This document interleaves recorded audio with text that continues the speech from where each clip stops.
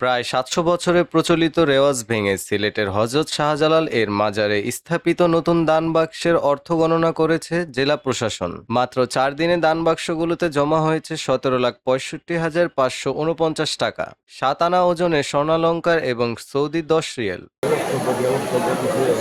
গতকাল সোমবার সকালে বিদায়ী জেলা প্রশাসক ও মাজারের প্রশাসক মোহাম্মদ সরোয়ার আলমের নির্দেশে মাজার প্রাঙ্গণে স্থাপিত দান বাক্সগুলো খোলা হয়। প্রশাসনের সার্বিক তত্ত্বাবধানে দায়িত্বপ্রাপ্ত কর্মকর্তারা নগদ অর্থ, স্বর্ণালংকার ও বৈদেশিক মুদ্রা গণনা করেন। গণনা শেষে জেলা প্রশাসনের পক্ষ থেকে জানানো হয়, উদ্ধার হওয়া সব অর্থ ও মূল্যবান সামগ্রী সরকারি নিয়মে অনুসারে সংরক্ষণ করা হবে।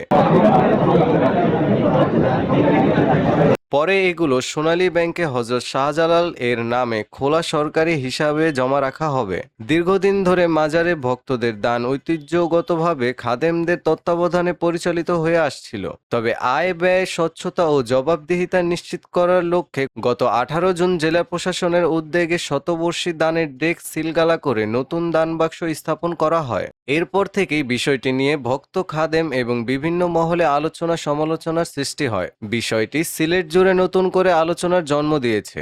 জেলা প্রশাসনের কর্মকর্তা ও ওয়াকফ অডিটর মোহাম্মদ সজল মিয়া বলেন, মাজারে পাওয়া অর্থ, সোনা ও বৈদেশিক মুদ্রা যথাযথভাবে হিসাবভুক্ত করা হয়েছে।